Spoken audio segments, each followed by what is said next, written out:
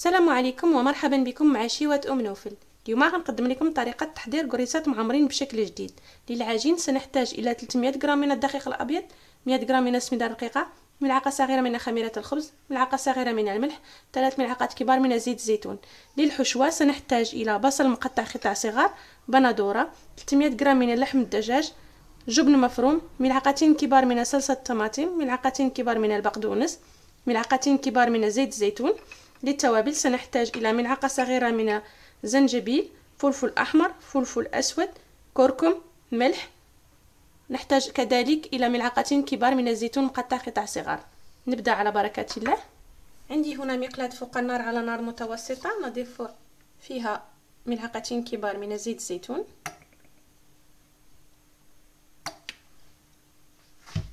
نضيف البصل والبندورة،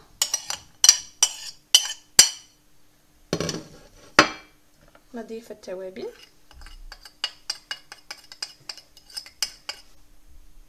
نخلط العناصر مع بعضها ونتركها تشحر لمدة 10 دقائق. والآن نضيف لحم الدجاج، نخلط العناصر مع بعضها، من بعد نزيد صلصة الطماطم والزيتون، ونترك العناصر تشحر مع بعضها لمدة 15 دقيقة قبل ما نزيد البقدونس. وفي الأخير نضيف البقدونس، نطفي على النار ونخلط العناصر مع بعضها. في إناء نضيف الدقيق والسميدة الرقيقة، نضيف الملح، نضيف زيت الزيتون،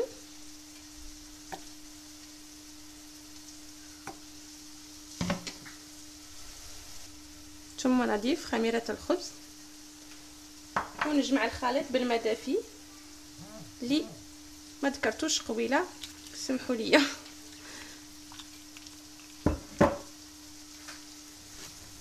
بعد ما عجنت العجين غنتركه يرتاح لمدة 10 دقائق قبل ما نستعمله.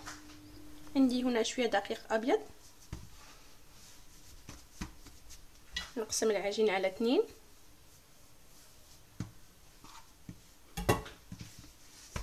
نعمل كويرات،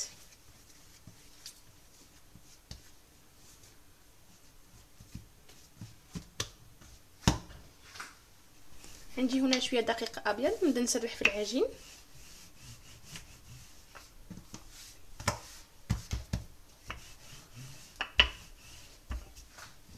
بشكل دائري. نقطع العجين،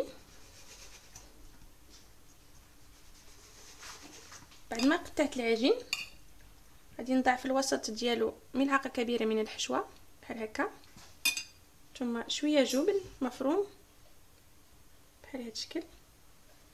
في العجين الثاني غادي ندير اشرطه بحال هكا، 3 الاشرطه، ومن بعد نجي نغطي العجين الاول بالعجين الثاني، نورك على العجين بالاصبع ديالي باش نسدو باش ما يتحلش ليا الوقت فاش كيطيب.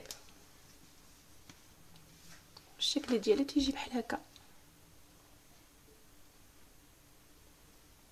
عندي هنا اصفر بيض مع ملعقه كبيره من الماء، غادي ندهن القريصات ديالنا بحال هذا الشكل هذا.